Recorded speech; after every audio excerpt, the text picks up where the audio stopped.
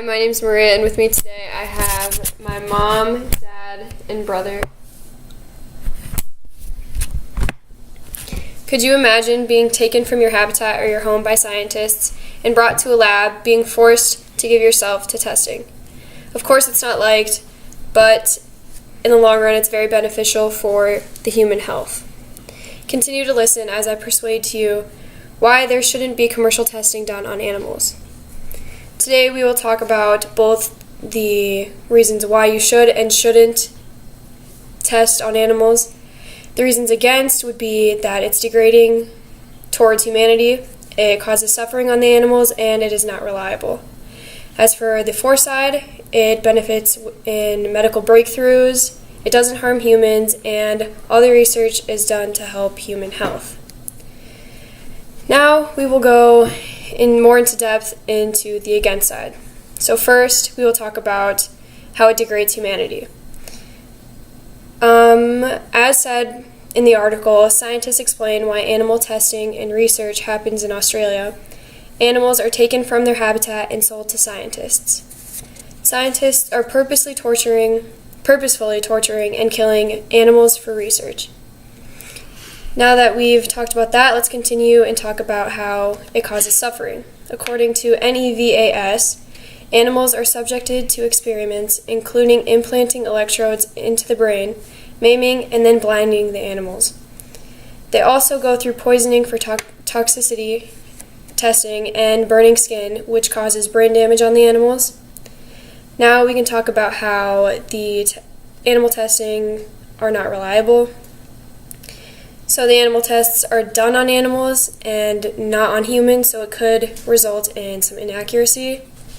According to PETA, many animals are undertaken out of curiosity, and the scientists don't hold up to their promises for curing illnesses. Now that we've talked about the against side, let's talk about the for side. So first, we'll talk about the medical breakthroughs. According to the article, why we should accept animal testing, treatments for leukemia there have been treatments found for leukemia, which has given kids the gift to live healthy lives and to finally live their lives to the fullest. We have also benefited for treatments of diphtheria, polio vaccines, and modern anesthetics. We also have leading treatments for Alzheimer's disease in people, and especially in people with Down syndrome. Now let's move on to how it doesn't harm humans. According to the American Physiological Society, some diseases involve processes that can only be studied in living organisms.